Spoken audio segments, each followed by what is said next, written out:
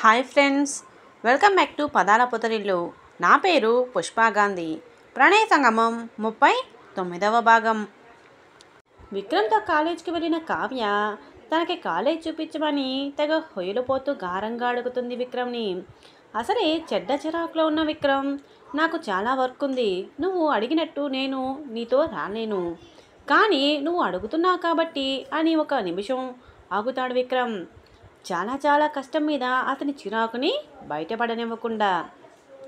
కానీ అని అడగడంతో తనతో పాటు వస్తాడేమో అనుకుని లోపల సంబరపడుతుంది కావ్యపాప. విక్రమ్ ఆలోచన తెలిస్తే ఏడుస్తుంది ఏమో. హహహ. విక్రమ్ తన డెస్క్ మీద ఉన్న బెల్ని ప్రెస్ చేయగానే డోర్ ఓపెన్ చేసుకుని అటెండర్ లోపలికి వస్తాడు. విక్రమ్ ముందు చేతులు కట్టుకుని, సార్ పిలిచారు అని అడుగుతాడు వినయంగా. విక్రమ్ కావ్యని చూసి అటెండర్తో ఇలా చెప్తాడు. కావ్యని అతనికి చూపిస్తూ, తను కావ్య, మాకు బాగా కావాల్సిన అమ్మాయి. కాలేజ్ చూడాలని వచ్చింది. నాకు కొంచెం అర్జెంట్ వర్క్ ఉంది. తనతో పాటు నువ్వు దగ్గరే ఉండి తను ఏమేమి చూడాలనుకుంటుందో అన్నీ చూపించు. Class rooms, labs, auditorium, play ground, canteen, ఇంకా గార్డెన్ కూడా అని చెప్పడం పూర్తి చేస్తాడు విక్రమ్. విక్రమ్ మాటలకి కావ్యమోహంలో నెత్తురు చెక్కు లేకుండా పాలిపోయింది పాపం. కానీ అంటే వస్తాడనుకున్నానే, నన్నే ఇలా పంపిస్తాడు అనుకోలేదే అని మనసులో ఏడుస్తుంది. అయినా ఉక్రోషం పొంగగా, నాకేమైనా భయమా? బావ రాకుంటే నేను వెళ్ళి చూడలేనా ఏంటి? నేనేమి చిన్నపిల్లన కాను అని అనుకుంటూ ఇంకో మాటకి ఛాన్స్ ఇవ్వకుండా విక్రమ్ క్యాబిన్ నుండి బయటకు నడుస్తుంది కావ్యపాప. కావ్య అలా వెళ్ళగానే ఎందుకో నవ్వు వస్తుంది విక్రమ్కి. దాన్ని బలవంతంగా ఆపేసి అటెండర్ వైపు చూస్తాడు. లుక్ హర్ అని బేస్ వాయిస్లో చెప్పగానే అటెండర్ ఒకేసారి అంటూ తల ఊపుతూ బయటకు నడుస్తాడు. అప్పటికే కావ్య ముందుకు నడుచుకుంటూ వెళ్ళిపోయి ఉంటుంది. వెనుకగా అటెండర్ పరుగున వెళ్తాడు కావ్య దగ్గరికి. అలా వాళ్ళు కాలేజ్ మొత్తం రౌండ్స్ వేస్తున్నారు. ఇక్కడ విక్రమ్ లెక్చరర్స్ బాయ్ అటెండెన్స్ చూస్తున్నాడు వచ్చిన వాళ్ళవి. అలా దాదాపు మార్నింగ్ 11 గంటలు కావస్తున్నా ప్రణయ్ అటెండెన్స్ ఇంకా పడలేదు. సుగును కూడా వచ్చేసింది కాలేజ్కి. విక్రమ్ మనసుకి ఎందుకో దిగులు కమ్ముకుంది. మరోసారి వాట్సాప్ చెక్ చేస్తాడు. అప్పటికి కూడా తన మెసేజ్ చూసినట్టు చూపించుకోపోవడంతో అసహనంగా తన సీట్లో నుండి లేచి అటు ఇటు తిరుగుతున్నాడు. ఏమైంది అసలు, మెసేజ్ చూడలేదు, కాలేజ్కి రాలేదు అని అతని ఆలోచనలు పరిపిరి విధాలుగా సాగుతున్నాయి. కాలేజ్కి టైం అయింది. ఆల్రెడీ క్లాసులు స్టార్ట్ అయి ఉంటాయి కూడా. అంటే ప్రణయ ఇవాళ కాలేజ్కి రానట్టేనా అని అనుకుంటూ సుగుణకి ఏమైనా విషయం తెలిసేమో అనుకుని తనకి మెసేజ్ చేస్తాడు విక్రమ్, హాయ్ అని. అప్పుడే క్లాస్లో అటెండెన్స్ వేస్తున్న సుగుణ నోటిఫికేషన్ రావడంతో ఫోన్ తీసుకుని చూస్తుంది. విక్రమ్ సార్ అని స్క్రీన్ మీద కనబడగానే అటెండెన్స్ ఆపేసి మెసేజ్ ఓపెన్ చేసి చూస్తుంది. అలా చూడగానే ఆశ్చర్యంతో ఆమె కన్నులు పెద్దవవుతాయి. సంతోషంలో చిన్నగా నవ్వుతుంది, నోటికి చేతిని అడ్డుగా పెట్టుకొని. మళ్ళీ ఫోన్లోకి తలపెట్టి మళ్ళీ చదువుకుంటుంది విక్రమ్ పెట్టిన మెసేజ్ని. అంతలా ఆశ్చర్య సంతోషం ఎందుకో మనము చూద్దాం రండి బుడ్డీస్. హాయ్ సిస్టర్ అన్న మెసేజ్ని మరోసారి కళ్ళకు దగ్గరగా పెట్టుకుని మరీ చదువుతుంది. తనేమైనా పొరపాటు పడ్డానేమో అనుకుంటూ. తను చదివింది నిజమే అని తెలియడంతో ఆ ఆశ్చర్యం సంతోషం నవ్వు సుగుణకి. వెంటనే సుగుణ ఆలస్యం చేయకుండా హలో సార్ అని రిప్లై ఇస్తుంది, కొంచెం మొహమాట పడుతూనే. సుగుణ రిప్లై కోసమే ఎదురు చూస్తున్న విక్రమ్ వెంటనే స్మైలీ ఎమోజీ ఒకటి సెండ్ చేసి, ఇఫ్ యూ డోంట్ మైండ్ నాకు ఇన్ఫర్మేషన్ ఇస్తారా అని అడుగుతాడు. సుగుణ ఇన్ఫర్మేషనా, అది నేనా అని ఆలోచిస్తూ అలాగే సార్ అని రిప్లై పెడుతుంది. విక్రమ్ తడబడుతూనే అడగాలా వద్దా అని ఆలోచిస్తూ ఎట్టకేలకు అడుగుతాడు, ప్రణయ్ కాలేజ్కి రాలేదు, మీకు ఏమైనా తెలుసా?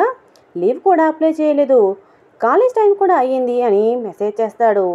విక్రమ్ మెసేజ్ చదివిన సుగుణ ముసిముసిగా నవ్వుకుంటూనే, ఓహో దేవి గారి రాక ఆలస్యం అయ్యేసరికి ప్రభు గారికి టెన్షన్ పట్టుకున్నట్టు ఉంది అనుకుంటా అని అనుకుంటూ, అయినా ఏంటి ప్రణయ ఇంకా రాలేదు, నేను కూడా గమనించనే లేదు, వస్తుందని అనుకున్నాను ఇప్పటి వరకు అని ఆలోచించి విక్రమ్కి రిప్లైగా, తెలియదు సార్, నైట్ బాగానే ఉంది ప్రణయ, కాలేజ్కి వస్తుందనే అనుకున్నాను ఇప్పటివరకు కూడా నేను, కానీ వచ్చేలా లేదు అని ఇప్పుడే తెలిసింది అని. అంటే మీకు తెలియదు అంటారు అయితే. ఓకే సిస్టర్, థ్యాంక్ యూ అని తిరిగి మెసేజ్ సెండ్ చేసి ప్రణయ వాట్సాప్ ప్రొఫైల్ ఓపెన్ చేస్తాడు విక్రమ్ మళ్ళీ మెసేజ్ చేయడానికి అన్నట్టు. కానీ ఎందుకో ఇప్పుడు కూడా మెసేజ్ చూడదేమో అనిపించడంతో ఇక ఆలస్యం చేయకుండా డైరెక్ట్గా కాల్ చేయాలని డిసైడ్ అవుతాడు విక్రమ్. అసలు ప్రణయ మెసేజ్లు చూడకుండా ఏం చేస్తుందో చూద్దాం రండి నాతో. ఎప్పటిలానే నేను కూడా సరికొత్త ఉషోదయం ఊపిరి పోసుకుంది. పొద్దున్నే లేచిన సుధాగారు ఫ్రెష్ అయ్యి దేవుని దగ్గర దీపం వెలిగించి ఎప్పటిలానే తన కోరికని ఆ దేవదేవునికి విన్నవించుకుని ప్రణయ్ కోసం టిఫిను లంచ్ ప్రిపరేషన్లో పడిపోతారు. వంట త్వరగానే పూర్తి చేసుకుని కిచెన్లో నుండి బయటికి వస్తారు. ప్రణయ్ గది తలుపు ఇంకా తెరవకపోవడంతో చూసిన ఆవిడ ఒక నిట్టూర్పు విడిచి ఇంకా లేవలేదన్నమాట. దేవి గారు అని చీరచేకుతో మొహాన్ని తుడుచుకుంటూ ప్రణయ్ గది తలుపు నాక్ చేస్తారు ఆవిడ. కానీ అది ముందుకి కదలడంతో ఏంటిది తలుపు గడియ కూడా పెట్టుకున్నట్టు లేదు ఈ పిల్ల అని అనుకుంటూనే లోపల వెళ్ళి చూసేసరికి అడ్డగాడిదల పెరిగిన కూతురు బుజ్జి పిల్లలా పడుకోవడం చూసి కర్మరా నాయన అనుకుంటూ ఎదురుగా ఉన్న గడియారంలో టైం చూసి కోపంగా వెళ్ళి ప్రణయ ప్రణయ ఇంకా ఎంతసేపు పడుకుంటావే? తెల్లారి చాలాసేపు అయింది. ఇంకాస్త ఉంటే తూర్పున ఉదయించిన సూర్యుడు కాస్త నడినెత్తికి వస్తాడు. నువ్వేమో దర్జాగా పడుకొని కొడుకు తీస్తున్నావు. లే లే లేచి రెడీ అవ్వు. కాలేజీకి వెళ్ళేది లేదనుకుంటున్నావా అంటూ ప్రణయ అరికాళ్ళ నుండి నడివెత్తు వరకు ముసుగు కప్పుకొని ఉన్న బెడ్షీట్ను నాగేస్తారు ఆవిడ. అయినా ప్రణయ ఇసుమంతా కూడా కదలకపోవడంతో దగ్గర వెళ్ళి చూస్తారు లేపడానికి అన్నట్టు. అప్పుడు గమనిస్తారు ఆవిడ ప్రణయ మొహమంతా చిరుచెమటలు పట్టి ఉండడం. వెంటనే ప్రణయ మొహాన్ని చేతులతో తోడుస్తూ పిలుస్తున్నారు. ఆమె చేతులకు వేడిగా తగలడంతో అప్పుడు గుర్తుకు వస్తుంది సుధాగారికి రాత్రి ప్రణయ ఇంటికి వచ్చినప్పుడు కూడా లైట్గా తన బాడీ వేడిగా ఉండడం. ఇప్పుడు అది కాస్త ఎక్కువ అయ్యి జ్వరంగా మారినట్టు. వెంటనే తడి క్లాత్ తీసుకువచ్చి ప్రణయ తలని మెల్లిగా పైకి లేపి తన వడిలో పెట్టుకుని తడి క్లాత్ని ప్రణయ నుదురు ముందు వేస్తారు. అయినా ప్రణయ్లో ఎటువంటి చలనం ఉండదు. ఆమెకి ఏమీ అర్థం కావట్లేదు. నిన్న బాగున్న కూతురు తెల్లారేసరికి ఇలా బెడ్ మీద స్పృహ లేకుండా పడుకుని ఉండడంతో కాళ్ళు చేతులు ఆడడం లేదు ఆమెకు. ప్రణయ్ చెంపలను చిన్నగా తడుతూ తనని లేపడానికి ప్రయత్నం చేస్తున్నారు. కానీ ఫలితం లేదు. ఇక ఇలా కాదు అనుకుంటూ అక్కడి నుండి వెళ్ళి హాల్లో ఉన్న వార్డ్రోబ్ నుండి ఫస్ట్ ఎయిడ్ బాక్స్లో ఒక పక్కగా ఉన్న ట్యాబ్లెట్ నుండి ఫీవర్ ట్యాబ్లెట్ తీసుకొని ప్రణయ్ గదిలోకి వచ్చి మెల్లిగా ప్రణయ్ చేత మింగిస్తారు. ప్రణయ్ని అలా చూస్తున్న ఆవిడ మనసు మౌనంగా రోధిస్తుంది. అలా ప్రణయ్ తల నిమురుతూ తడి క్లాత్ మారుస్తూ అక్కడే కూర్చునిపోతారు ఆవిడ. అప్పుడే కరెంటు పోవడంతో గాలి కోసం అని గది కిటికీలు ఓపెన్ చేస్తారు. చల్లగా వస్తున్న గాలికి మనసు కొంచెం కుదుట పడుతుంది ఆమెకు. అలా వచ్చి కూర్చున్నారో లేదో ఇంతలో కరెంటు రావడంతో ఫ్యాన్తో పాటు ఛార్జింగ్లో ఉన్న ప్రణయ్ ఫోన్ స్క్రీన్ ఆన్ అవుతుంది. అది చూసిన సుధాగారు రాత్రి నుండి ఉన్నట్టుంది ఛార్జింగ్లో అనుకుంటూ దానికున్న ప్లగ్ని తీసి పక్కన పెట్టేంతలో ఫోన్ రింగ్ అవుతుంది. సైలెంట్లో ఉండడం వల్ల వైబ్రేషన్ తెలుస్తుంది ఆవిడకి. స్క్రీన్ మీద కనిపిస్తున్న పేరుని పైకే చదువుతారు విక్రమ్ సార్ అని.